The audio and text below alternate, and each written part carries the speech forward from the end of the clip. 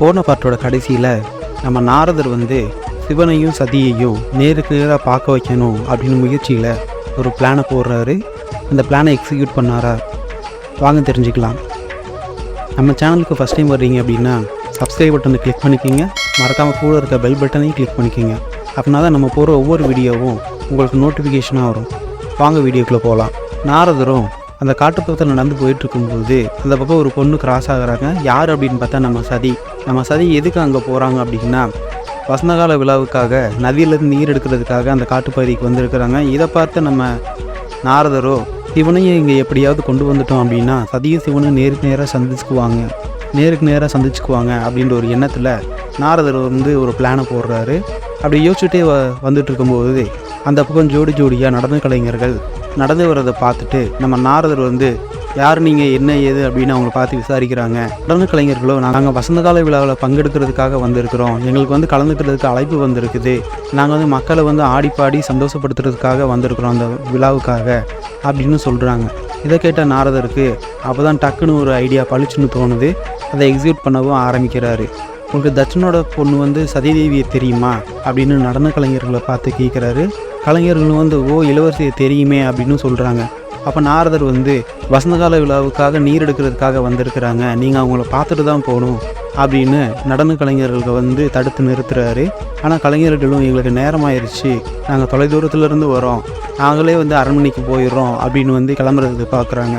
ஆனால் இருந்தாலும் நம்ம நாரதர் விடாமல் நீங்கள் கண்டிப்பாக இளவரசியை பார்த்துட்டு சதிதேவியை பார்த்துட்டு தான் போகணும் அப்படின்னு நடன கலைஞர்களை மண்டையை கழுவி அங்கே உட்கார வைக்கிறாரு. நடன கலைஞர்களும் சரி தேவரிசி சொல்கிறாரே அப்படின்ட்டு வேறு வழி இல்லாமல் அங்கேயே வெயிட் பண்ணுறாங்க.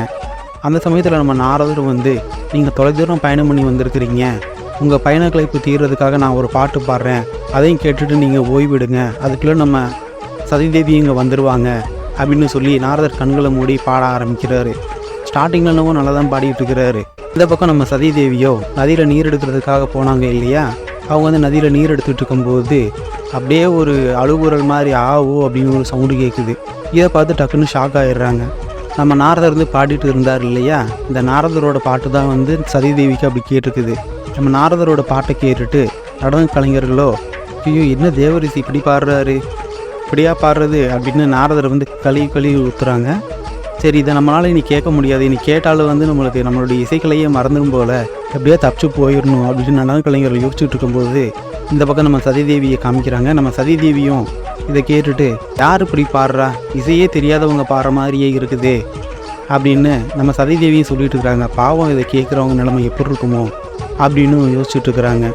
இவர் பாடுற இந்த சங்கீதம் அந்த காட்டு முழுக்க கேட்குது. இதை கேட்ட பூக்கள் எல்லாமே அப்படியே வாடி போய் சுருங்குறதுக்கு ஆரம்பிக்குது. பூக்களே வாடுது அப்படின்னா நம்ம நாரதர் எந்த அளவுக்கு பாடுறாரு பாருங்க. இதை கேட்ட நடன கலைஞர்கள் தப்பிச்சு போக முயற்சி பண்ணிட்டு இருக்கும்போது அவங்களால ஒன்றும் முடியல. அதை கேட்டு நாரதர் பாடுற அந்த கானத்தை கேட்டு அப்படியே தலைவலி எடுத்து கிட்டத்தட்ட மயக்க நிலைமைக்கே போயிடுறாங்க. நம்ம நாரதர் கண்களை மூடி அப்படியே பாடிட்டு இருக்கும்போது அதுக்கப்புறம் தான் கண்ணை திறந்து பார்க்குறாரு. எல்லோரும் அரை மயக்கத்தில் மயக்கம் போட்டு கிடக்கிறத பார்த்துட்டு திடீர்னு ஷாக் ஆகிறாரு. அந்த கூட்டத்தில் இருந்த ஒரு பொண்ணு மட்டும்தான் அரை மயக்கத்தில் தண்ணீர் கொடுங்க அப்படின்னு கேட்குறாங்க. நாரதரும் தண்ணி கொண்டு கொடுக்கவும் தண்ணி குடிச்சிட்டு அந்த பொண்ணுகிட்ட கேட்குறாரு, என்னம்மா என்னாச்சு இப்படி எல்லோரும் மயக்கம் போட்டு விழுந்துருக்கிறீங்க அப்படின்னு கேட்கவும் தேவரிசியே ஏன் இப்படி பண்ணீங்க, நீங்கள் எங்களுடைய களைப்பு போகணும் அப்படின்னு பாடுவீங்கன்னு பார்த்தா நீங்கள் வேதனை கானத்தை பாடிட்டீங்க. அந்த வேதனை கானத்தை கேட்ட எங்கள் எல்லாருமே வேதனையோட உச்சிக்கே போய் எல்லோரும் மயக்கமுற்று போயிட்டாங்க. எங்களை காப்பாற்றுறது அந்த எல்லாம் உள்ள ஈசனால் தான் முடியும், நீங்கள் அவரை கூட்டிகிட்டு எங்களை காப்பாற்றுங்க அப்படின்னு சொல்லிட்டு இந்த இசைக்கலைஞர் நடன கலைஞர் அந்த பொண்ணு மயக்கம் விட்டுறாங்க. இதை பார்த்து நம்ம நாரதருக்கு ஒரே ஷாக், என்னடா அது இப்படி ஆகிப்போச்சு, எல்லோரும் போய் மயக்கம் போட்டுட்டாங்களே அப்படின்ட்டு பயப்படுறாரு. சிவனை நோக்கி வேண்ட ஆரம்பிக்கிறாரு. எல்லாம் இல்லை ஈசனே என்னை காப்பாற்றுங்க, இவங்க இறந்துட்டாலோ இவங்களுக்கு ஏதாவது ஒன்று ஆச்சுனாலோ அந்த பழி என் மேலே தான் விழுகும், என் மேலே அந்த பழி விழுகாமல் காப்பாற்றுங்க அப்படின்ட்டு இரு கைகூப்பி ஈசனை வேண்ட ஆரம்பிக்கிறாரு நாரதர். இந்த பக்கம் ஈசனும் நல்லா கண்களை மூடி தியான நிலைமையில் இருக்கிறாரு. தொடர்ந்து ஈசனை நோக்கி வேண்டிகிட்டு இருக்கிறாரு. நான் தெரிஞ்சோ தெரியாமலோ இந்த தப்பை பண்ணிட்டேன், இவங்களை காப்பாற்றுங்க, இவங்களை உங்களால் தான் காப்பாற்ற முடியும் அப்படின்னு ஈசனை நோக்கி வேண்டுறாரு. அதே சமயத்தில் நம்ம சதியும் நதியிலேருந்து தண்ணி எடுத்துகிட்டு அப்படியே மெதுவாக நடந்து வந்துட்டு இருக்கிறாங்க. இந்த சமயத்தில் நம்ம ஈசனும் தியானத்துலேருந்து கண்களை முழிச்சு அந்த காட்டுக்கு நடுவில் பனிப்புகைக்கு நடுவில் வந்து காட்சி தர்றாரு. இதை பார்த்தா நம்ம நாரதரோ, நல்ல வேளை ஈசன் வந்துட்டாரு, நம்ம வேண்டுதலுக்கு இணங்க இங்கே வந்துட்டாரு, இசைக்கலைஞர்களை காப்பாற்றுறதுக்காக வந்துட்டாரு அப்படின்னு சந்தோஷப்படுறாரு. நம்ம நாரதர் கடைசியில் பிளான் பண்ண மாதிரியே சதி இருக்கிற இந்த காட்டுக்கே வந்து ஈசனை கொண்டு வந்துடுறாரு. ஈசனை வந்து வர வச்சிடுறாரு. நம்ம ஈசனும் கலைஞர்கள் இருக்கிற நிலைமையை பார்த்துட்டு அவங்க மத்தியில் போய் நின்று பார்க்குறாரு. பார்த்துட்டு ஒரு பாறை மேலே போய் உட்கார்றாரு. உட்காந்து கைகளை நீட்டவும் ஒரு வீணை வந்து அங்கே வருது. அந்த வீணையை எடுத்து வாசிக்க ஆரம்பிக்கிறார். நம்ம நாரதரோ கலைஞர்களோட களைப்பு போக வாசிப்பாருன்னு பார்த்தா வேதனை கானத்தை வாசித்து எல்லாத்தையும் வந்து மயக்கம் போட வச்சுட்டாரு. அதை போக்குறதுக்காக நம்ம ஈசனும் வந்து தேவகானத்தை வந்து வாசிக்க ஆரம்பிக்கிறாரு. இந்த தேவகானத்தை கேட்ட எல்லாரும் வந்து மெதுவாக அசைய ஆரம்பித்து அந்த மயக்கத்திலேருந்து தெளிய ஆரம்பிக்கிறாங்க. இந்த பக்கம் நம்ம சதி தேவியோ அந்த தேவகானத்தை கேட்டுட்டு யார் இது வாசிக்கிறது அப்படின்ட்டு அவ்வளோ எக்ஸ்ப்ரெஷன் கொடுக்குறாங்க. அவங்க முகத்தில் வந்து இனம் புரியாத ஒரு சந்தோஷம். இதுக்கு முன்னாடி இந்த மாதிரி ஒரு விஷயம் கேட்டதே இல்லையே அப்படின்னு அவ்வளோ சந்தோஷப்படுறாங்க. அந்த சந்தோஷத்தோடு நிற்காம அப்படியே அந்த இசையை நோக்கி நடக்க ஆரம்பிக்கிறாங்க. நம்ம சிவன் வாசிக்கிற தேவகானத்தை கேட்டு அப்படியே மயக்கத்திலிருந்து மெதுவாக எந்திரிச்சிட்றாங்க. எந்திரிச்சு சிவனுக்கு ஒரு கும்பிட போட்டுட்டு அப்படியே வந்து தேவகானத்தில் மயங்கி அங்கே நடனமே ஆட ஆரம்பிக்கிறாங்க. அதே மாதிரி அந்த காட்டில் வாடிய பூக்கள் எல்லாமே மறுபடியும் வந்து மலர்றதுக்கு ஆரம்பிக்குது. அவ்வளவு அருமையாக இருக்குது அந்த இசை. சதிதேவியோட நட அப்படியே வேகமாக கொஞ்சம் கொஞ்சமாக ஓட்டமாகுது. அப்படியே தன்னையும் மறந்து ஓடி அந்த இசையை நோக்கி போயிட்டு இருக்கும்போது தன் கையில் வச்சுருந்த பானையில் இருந்த நீரையும் தவற விட்டுறாங்க. சிவன் வந்து தேவகானத்தை கண்களை மூடி வாசிச்சுட்டு இருக்கும்போது அங்கே நம்ம சதிதேவி வந்துடுறாங்க அந்த இசையில் மயங்கி. இருந்தாலும் நம்ம சிவன் மேலே இருந்த கோபத்தையும் மறந்து அந்த இசையில் தன்னையும் மறந்து ஆட ஆரம்பிக்கிறாங்க. நடன கலைஞர்களும் சேர்ந்து ஆடிட்டு இருக்கும்போது நம்ம கூட ஆடுறது இளவரசி தான் அப்படின்னு தெரிஞ்சு அந்த ஆட்டத்தை வந்து நிப்பாட்டிடுறாங்க. நம்ம சதிதேவியும் அப்படியே தொடர்ந்து ஆடிட்டே இருக்கும்போது ஒரு கட்டத்தில் வந்து அப்படியே ஒரு சிலை மாதிரி ஆகிடுறாங்க. இந்த கட்டத்தில் வந்து நம்ம நடன கலைஞர்களோ அதுக்கப்புறம் தொடர்ந்து ஆட ஆரம்பிக்கிறாங்க. இதே சமயத்தில் நம்ம சிவனை வந்து கண்களை முடிச்சு பார்க்குறாரு. நம்ம சதிதேவியும் அந்த இசையோட மயக்கத்திலேயே வந்து சிவன் மேலே ஒரு ஈர்ப்பு ஏற்பட்டுறது. நம்ம சிவனும் சதியும் வந்து நேருக்கு நேராக ஒரு காதலோடு பார்க்குறாங்க. நம்ம சதிக்கும் சிவன் மேலே ஒரு பெரிய ஈர்ப்பே வந்துடுது. ஆனால் நம்ம சிவனுக்கு வந்து ரியாக்ஷன் கொடுக்குறாருன்னு தெரியல.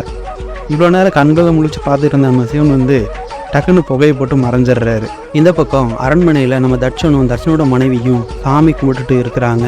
தட்சன் வந்து அவங்க மனைவிட்ட சொல்கிறாங்க, நான் மகாசபை கூட்டத்தில் பிஸியாக இருக்கிறதுனால நீ தான் எல்லாத்தையும் பார்த்துக்கணும். என்னதான் சந்திரன் தலைமையில் வசந்த கால விழா நடந்தாலும் நம்ம பொண்ணுகளை பார்த்துக்கிற பொறுப்பு வந்து ஒரு தாயாக வந்து உன்னுடையது தான் அப்படின்னு எடுத்து சொல்லிட்டு இருக்காரு. நம்ம தட்சனோட மனைவியும் சரி அப்படின்னு கேட்டுட்டு இருக்கிறாங்க. அதுபோல் தட்சனும் சொல்கிறாரு, நம்ம பொண்ணுங்களை பார்த்துக்கிற பொறுப்பு உன்னோட தான், முக்கியமாக வந்து சதி மேலே சிறப்பாக ஒரு கவனம் இருக்கட்டும் அப்படின்னு சொல்லிட்டு இருக்கிறாரு. அப்படி தட்சன் வந்து எடுத்து சொல்லிட்டு இருக்கும்போதே நம்ம பொண்ணுங்கள்லாம் எங்கே அப்படின்னு சதி எங்கே அப்படின்னு குறிப்பாக கேட்குறாரு. தட்சனோட மனைவியோ பொண்ணுங்க எல்லாமே நதியில் தண்ணி எடுக்கிறதுக்காக போயிருந்தாங்க, இந்நேரம் வந்திருப்பாங்க, வாங்க போய் பார்க்கலாம் அப்படின்னு 2 பேரும் வந்துட்டு இருக்கும்போது அந்த சமயத்தில் சப்தரிசியில் ஒருத்தரான பிறகுமுனி அங்கே வந்துடுறாரு. பிறகுமுனி வந்து நம்ம மன்னர்கிட்ட ஏதோ சொல்கிறதுக்காக நின்றுட்டு இருக்கும்போது கூட வந்து தட்சனோட மனைவி இருக்கிறத பார்த்துட்டு தயங்கிட்டே இருக்கிறாரு. இதை புரிஞ்சுட்டு நம்ம தட்சனோட மனைவியோ அந்த இடத்த விட்டு கிளம்பிடுறாங்க. அதுக்கப்புறம் நம்ம பிறகுமுனி சொல்கிறாரு, நீங்களா இப்படி பண்ணுறீங்க, உங்களுக்கு வந்து சிவனை கண்டாலே ஆகாது, சிவனையும் பிடிக்காது, சிவனை வந்து அவ்வளோ வெறுக்கிறீங்க, இருந்தாலும் ஏன் மகாசபை கூட்டத்துக்கு வந்து அவரை கலந்துக்கணும் அப்படின்னு அழைப்பு கொடுத்துருக்குறீங்க அப்படின்ட்டு நம்ம தட்சன் வந்து பிறகுமுனி கேட்குறாரு. நம்ம தட்சனை வந்து உங்களுக்கு வந்து காரணம் லேட்டாக தான் புரியும் அப்படின்னு நம்ம பிறகுமுனிக்கு எடுத்து சொல்லிட்டு இருக்கிறாரு. நம்ம பிறகுமுனி இதெல்லாம் கேட்காம, ஏன் எனக்கு மட்டும் லீவு கொடுத்துருங்களேன், அந்த மகாசபை கூட்டத்தில் வந்து நான் கலந்துக்காமல் இருக்கிறதுக்கு ஏதாவது ஒரு வழிவகை செய்யுங்களே அப்படின்னு கேட்குறாரு. இவருக்கும் சிவனை பிடிக்காது போல். நம்ம தட்சனை வந்து அதெல்லாம் முடியாது, சப்தரிசிகளில் ஒருத்தரான நீங்கள் வந்து கண்டிப்பாக வந்து அந்த மகாசபை கூட்டத்தில் கலந்துக்கணும் அப்படின்னு சொல்லி கூட்டிகிட்டு போகிறாரு. இந்த பக்கம் காட்டில் நம்ம சதிதேவி தன்னை வந்து ஆனந்த கடலில் வந்து மிதக்க வச்சுக்கிட்டு இருந்த நம்ம சிவன் வந்து மறைஞ்சிட்டாரே அப்படின்னு வருத்தத்தில் இருக்கிறாங்க. அதை பார்த்து நம்ம நாரதர் முனியும் சிவனும் நடன கலைஞர்களும் இங்கே சந்தோஷமாக இருக்கிற நேரத்தில் இங்கே உங்களுக்கு என்ன வேலை அப்படின்னு நம்ம சதிதேவிகிட்ட கேட்குறாங்க. ஒரு விஷயத்தை நீங்கள் கவனிச்சிங்களா, இந்த நடன கலைஞர்கள் எல்லாருமே வந்து உங்களுக்கு வணக்கம் வைக்கிறாங்க, நீங்கள் வந்து அவங்களுக்கு பதில் வணக்கமே வைக்கலை அப்படின்னு சொல்கிறாரு. நம்ம சதிதேவியோ பதிலுக்கு வணக்கம் வைக்கணும் அப்படின்றதையே மறந்து போய் அப்படியே மெய் மறந்து போய் ஒரு பிரம்ம பிடிச்ச மாதிரி அப்படியே அங்கே நிற்கிறாங்க. இதை புரிஞ்சுக்கிட்ட நாரதரோ மறுபடியும் நம்ம சதிதேவிக்கு வந்து ஞாபகப்படுத்துகிறாங்க, நீங்கள் இன்னும் இந்த நடன கலைஞர்களுக்கு இன்னும் பதில் வணக்கமே வைக்கலை அப்படின்னு மறுபடியும் வந்து ஞாபகப்படுத்த தான் நம்ம சதிதேவி மறுபடியும் வணக்கம் வைக்கிறாங்க. நீங்கள் வந்ததுக்காகவாவது உங்கள்கிட்ட ஒரு 2 வார்த்தை பேசியிருந்துருக்கலாம். திடீர்னு மறைஞ்சு போயிட்டாரு. சிவன் எப்போவுமே இப்படி தான், திடீர்னு காட்சி தருவார், திடீர்னு மறைஞ்சு போவார், அவரோட சுபாவமே அப்படி தான் அப்படின்னு சொல்லி கேட்குறாரு. நீங்கள் சிவனை தானே பார்க்க வந்தீங்க அப்படின்னு நம்ம சதிதேவி வந்து கேட்குறாரு. நம்ம சதிதேவியோ, இல்லை நான் சிவனை பார்க்க வரல. ஓ, நீங்கள் சிவனை பார்க்க வரல அப்படின்னா எதுக்கு இங்கே வந்தீங்க? நம்ம சதிதேவி வந்து இன்னும் வந்து பிரம்ம பிடிச்சா அப்படியே நிற்கிறத பார்த்துட்டு நாரதரோ, ஓ எனக்கு புரிஞ்சிருச்சு, நீங்கள் வந்து கலைஞர்களை கூட்டிகிட்டு போகிறதுக்காக தான் வந்திருக்கிறீங்க, அவங்கள பார்க்க தான் வந்திருக்கிறீங்க அப்படின்னு நாரதரே ஒரு பாயிண்ட் எடுத்து கொடுக்குறாரு சதிதேவிக்கு. நம்ம சதிதேவியும் ஆமாம் நான் அவங்கள பார்க்குறதுக்கு தான் வந்தேன் அப்படின்னு சொல்லி அவங்கள வந்து அரண்மனைக்கு கூட்டிகிட்டு போகிறாங்க. இந்த பக்கம் அரண்மனையில் நதியில் வந்து நீர் எடுக்க போன பொண்ணு வந்து இன்னும் காணமே அப்படின்னு கவலைப்படுறாங்க. அதே சமயத்தில் வந்து நம்ம சதிதேவியும் காட்டில் வந்து நடன கலைஞர்கள் கூப்பிட்டுட்டு இங்கே அரண்மனைக்கு வந்துடுறாங்க.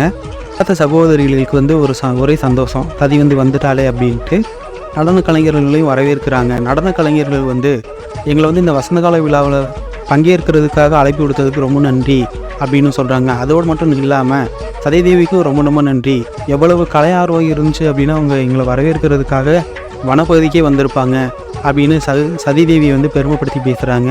ஏதாவது வனப்பகுதிக்கு போயிருந்தியா, நீ நதியில் நீர் எடுக்கிறதுக்கு தானே போயிருந்த, எப்படி நீ வனப்பகுதிக்கு போனா அப்படின்னு சகோதரிகள் வந்து சதிதேவிகிட்ட வந்து கேட்குறாங்க. ஆனால் நம்ம சதிதேவி வந்து பதில்னு சொல்ல முடியாமல் அப்படியே நிற்கிறாங்க. அதுக்கு வந்து நடன கலைஞர்கள் வந்து ஒருத்தவங்க வந்து சிவனோட ஆனந்த கானத்தை வந்து கேட்டு மெய் மறந்து போய் அவங்க ஆடிட்டு இருந்தாங்க, அதுலேயும் நனைஞ்சிட்டாங்க, அப்படி எப்படி அவங்க பேச முடியும், அதனால தான் அவங்க பேச முடியாமல் நிற்கிறாங்க அப்படின்னு சொல்ல, அதுக்கு வந்து அவங்க சகோதரிகள் வந்து என்னது சிவனை பார்த்தியா காட்டில், எதுக்கு நீ வனப்பகுதிக்கு போனா அப்படின்னு கேட்க, அப்போ தான் வந்து நம்ம சதிதேவிக்கே வந்து ஸ்ட்ரைக் ஆகுது. அவங்க வந்து நதியில் போய் நீர் எடுக்கிறதுக்காக போனவங்க அப்படின்னையும் அவங்க நீர் எடுத்த அந்த குடத்தையும் வந்து அங்கேயே தவற விட்டு வந்ததையும் அப்போ தான் வந்து அவங்க உணர்கிறாங்க. அதுக்கப்புறம் நடன கலைஞர்கள் வந்து பேச ஆரம்பிக்கிறாங்க. இந்த மாதிரி தேவரிஷி வந்துங்கிட்டு வேதனை கானத்தை வாசித்து எங்களை மூர்ச்சியாக்கியிருந்தார், எங்களை காப்பாற்றுறதுக்காக சிவன் வந்து அங்கே வந்திருந்தார், அவர் வாசித்த தேவகானத்தை கேட்டு வந்து நாங்கள் மெய்மறந்து ஆடிட்டு இருந்தோம், அதே மாதிரி தான் அவங்களும் வந்து நதியிலேருந்து வந்திருப்பாங்க போல், அவங்களும் மெய்மறந்து ஆடிட்டு இருந்தாங்க அப்படின்னு சொல்லி நம்ம சதிதேவியை பற்றி சொல்கிறாங்க. இதை கேட்ட சகோதரிகளுக்கு வந்து சரி நீங்கள் வந்து உங்களுக்கு ஒதுக்கப்பட்ட இடத்துல வந்து நீங்கள் ஓய்விடுங்க அப்படின்னு சொல்லி அவங்கள வந்து தங்க வைக்கிறாங்க. அதுக்கப்புறம் வந்து நம்ம சதிதேவியை வாடி உள்ள அப்படின்ட்டு கையை பிடிச்சிட்டு கூட்டிகிட்டு போகிறாங்க. அப்படியே கையை பிடிச்சி தரத்தரன்னு இழுத்துட்டு வந்து ரூமுக்கு கூட்டிகிட்டு வந்துடுறாங்க. ரூமுக்கு கூட்டிகிட்டு வந்து நம்ம சதிதேவிகிட்ட கேட்குறாங்க, என்னது நீ வனப்பகுதிக்கு சிவனை பார்க்க போயிருந்தியா, நீ சிவனை பார்த்தது நம்ம அப்பாவுக்கு மட்டும் தெரிஞ்சு அப்படின்னா அவ்வளவுதான், ஏன் உனக்கு அறிவே இல்லையா, ஏன் இப்படி மனசை அலைப்பாய விட்ற, அவர் சதி பண்ணுற சிவன் வந்து சதி பண்ணுறதுன்னு தெரிஞ்சும் ஏன் அந்த சதியில் போய் திரும்ப திரும்ப நீ மாட்டுற அப்படின்னு நம்ம அக்காமார்கள் வந்து சதிகிட்ட கேட்குறாங்க. நம்ம சதிதேவியோ கோவப்பட்டு சதி சதி சதி அப்படி என்னதான் சதி அப்படின்னு சொல்லி கேட்குறாங்க. எதுக்கு அவர் சதி பண்ணணும், காட்டில் என்ன நடந்துச்சு தெரியுமா, நான் பாட்டுக்கு நதியில் நீர் எடுக்க தான் போயிருந்தேன், தூரத்தில் வந்து ஒரு இசை தேவகானமாச்சே, யாராக இருந்தாலும் அந்த இசைக்கு வந்து மயங்கி போகத்தான் செய்வாங்க, அதே மாதிரி தான் நானும் அந்த இசைக்கு மயங்கி என்னுடைய உடல் வந்து என் கண்ட்ரோல்லையே இல்லை, நான் பாட்டுக்கு அந்த இசையை நோக்கி நடக்க ஆரம்பித்தேன், அங்கே போய் நடனமும் ஆடினேன், அப்படி இசையை வந்து தொடர்ந்து வாசிட்டே இருக்கும்போது திடீர்னு அவர் கண்ணை திறந்து பார்த்தாரு, என்னை பார்த்ததுனாலே என்னவோ அவர் திடீர்னு மறைஞ்சு போயிட்டார் அந்த இடத்துல, என்கிட்ட ஒரு வார்த்தை கூட பேசலை, நான் ஒருவேளை வந்ததுனாலேயும் என்னவோ அவர் அந்த இடத்த விட்டு மறைஞ்சு போயிட்டாரு, நான் வராமல் இருந்திருந்தா கூட அந்த இடத்துல வந்து இன்னும் அந்த நடன கலைஞர்களோட ரொம்ப நேரம் இருந்திருப்பார் போல், என்னை அவர் வந்து ஒரு பொருட்டாக கூட மதிக்க, அவருக்கு எனக்கு என்ன பிரச்சனை, ஒரு பிரச்சனையும் இல்லை, அவர் கூட பேசுனது கிடையாது, பழகுனது கிடையாது, ஏன் என்ன ஒரு பொருட்டாக கூட மதிக்கலை அப்படின்னு நினச்சி நம்ம சதிதேவி வருத்தப்பட்டு இருக்கிறாங்க. இதுக்கப்புறம் என்ன நடந்துச்சு வாங்க அடுத்த வீடியோவில் பார்க்கலாம். நம்ம சேனலுக்கு ஃபஸ்ட் டைம் வரீங்க அப்படின்னா சப்ஸ்கிரைப் பட்டனை கிளிக் பண்ணிக்கிங்க, கூடவே பெல் ஐக்கானையும் கிளிக் பண்ணிக்கிங்க, அப்போ தான் நம்ம போகிற ஒவ்வொரு வீடியோவும் உங்களுக்கு நோட்டிஃபிகேஷனாக வரும்.